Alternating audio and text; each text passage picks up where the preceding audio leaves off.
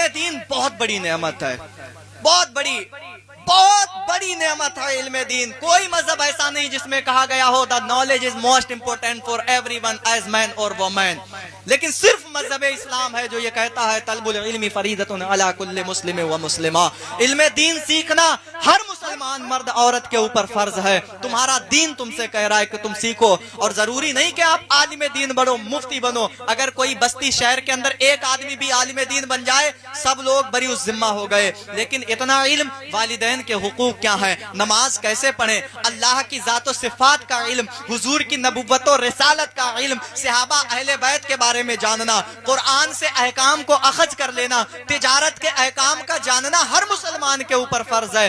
یہ نہیں مانا جائے گا، آج کہہ دیتے صاحب ہم کوفڑا ہیں، ہمیں تو پتہ ہی نہیں تھا، ہم عمل کیسے کرتے۔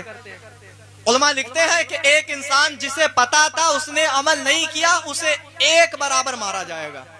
مان لیجئے اگر وہاں مار لگی تو اسے صرف ایک کوڑا مارا جائے گا، اور جسے پتا بھی نہیں تھا اس نے عمل بھی نہیں کیا اسے 2 کوڑے مارے جائیں گے، اسے ڈبل سزا دی جائے گی۔ ایسا نہیں کہ وہ یہ کہہ دے کہ صاحب ہم کوفڑا تھے تو ہم بچ جائیں گے، نہ، تم نے سیکھا کیوں نہیں، تم نے جانا کیوں نہیں، تم علماء کے پاس بیٹھے کیوں نہیں۔ قرآن میں اللہ تم سے کہہ رہا ہے کہ علماء سے سیکھو، پڑھے لکھے لوگوں سے جانو، جو چیزیں تم نہیں جانتے ہو تم کیوں نہیں گئے جاننے کے لیے، جانے۔ علم بہت بڑی نعمت ہے، علم بہت بڑی شکتی ہے۔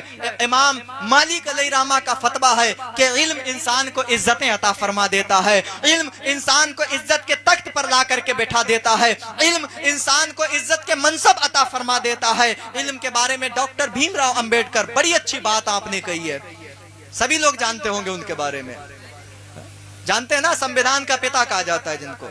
بندہ کہتا ہے سنو، علم جو ہے نا، نالج جو ہے نا، گیان جو ہے نا، یہ شیرنی کا دودھ ہے، تم اس کو جتنا پیو گے اتنا زیادہ دہاڑو گے۔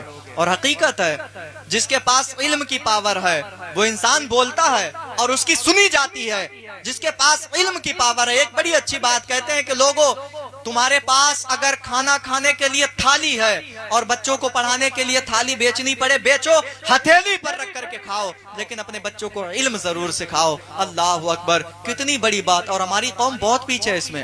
آپ دیکھیں ہمارے پاس بہترین MBBS MD BAMS doctor professor mechanical engineer یہ نہیں ہے، یہ طبقہ نہیں ہے۔ ہم صاحب جیسے ہی بچہ 9 10 12 سال کا ہوتا ہے اسے دلی بھیج دیتے ہیں کہ بیٹا چل 12,000 کما کے لا جا کر کے۔ تو علم کے لیے قربانیاں دیں۔ جو ہم بکرے کا گوشت 8ویں دن کھاتے، ہفتے میں آپ نہ کھائیں، مہینے میں ایک بار کھا لیں، چٹنی کھا کر کے گزارا کریں، لیکن بچوں کو تعلیم کی طرف بڑھائیں۔